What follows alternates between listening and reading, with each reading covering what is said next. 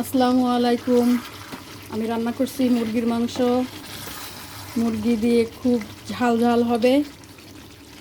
ঝাল দিয়ে বলা চলে মুরগির সাথে ঝাল না, ঝালের সাথে মুরগি। একটু কিছু আস্ত রসুনও দিয়ে দেবো ওর ভিতরে। আস্ত রসুন মানে কোয়া ছাড়ানো, এখনকার রসুনগুলোর ভিতরে একটু পোকা হয়ে যায় বলে আমি ছাড়াই রাখেছি, যার কারণে জিনিসটা আস্ত না, মানে ছড়ানো কিন্তু খোসা সহ। এই তো এটা আলু দিয়ে রান্না করতেছি। আজকে আমি অসুস্থ, খুব বেশি সময় কথা বলবো না আপনাদের সাথে।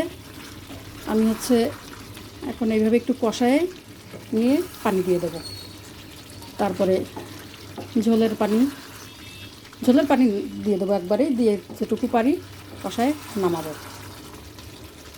তো এটা আজকে বেশি কথা বলবো না, এই কারণে অন্যদিন তো আমি নতুন গৃহিণীদের জন্য বলি যে নতুন গৃহিণীদের জন্য আমি রান্না বলে দেবো যে কীভাবে রান্না করি, মশলা কী দিলাম।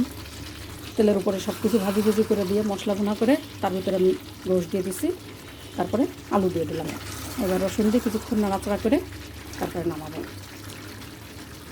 তো আপনারা সবাই আমার ভিডিও দেখবেন, সাবস্ক্রাইব করবেন আর লাইক কমেন্ট করবেন, কারণ আমার আরও পেজ আছে, বিউটিস মোমেন্ট, তারপর আরেকটা আছে হামিদা সিদ্দিক, ওটা আইডি। তো আপনারা সবগুলোই ফলো করবেন, দেখবেন। আসলে আমার একটু দিয়ে সময় কাটানোটাই আমার মেন। আমি সময় এইভাবে আপনাদের সাথে গল্প করলে আমার সময় কেটে যায়, ভালোও লাগে। সেটার উদ্দেশ্যে আমার করা, পেজ খোলা। যেখানে যাই একটু গল্প করি, সেটা ভিডিও করি।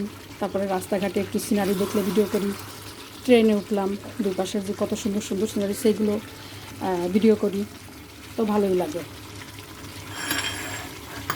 তো আপনারা সবাই আমার পাশে থাকবেন, সাবস্ক্রাইব করবেন, এটা আর কি।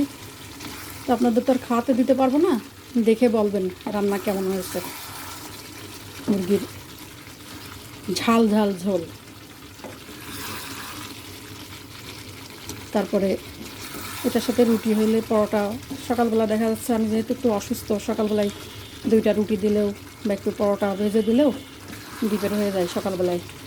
আমারও একটু টেনশন কম থাকে, মাংসটা রান্না করা থাকলে টেনশন কম থাকে আমার। কখনো কখনো একটু ডাল রান্না করে দিলেও চলে যায়, এটা আর কি। যাই হোক, আজকে একটু সমস্যা হচ্ছে, আমার এনার্জি কম, যে ভিডিও ধরবো বা কথা বলবো সেরকম এনার্জি নেই। আপনারা ভালো থাকবেন সবাই, আমার ভিডিওগুলো দেখবেন, আশা করি ভালো লাগবে। আজকেরটা একটু সবই এলোমেলো হয়ে যাচ্ছে, তো অন্য দিন ভালো করে কথা বলবো, আপনাদের সাথে গল্প করব।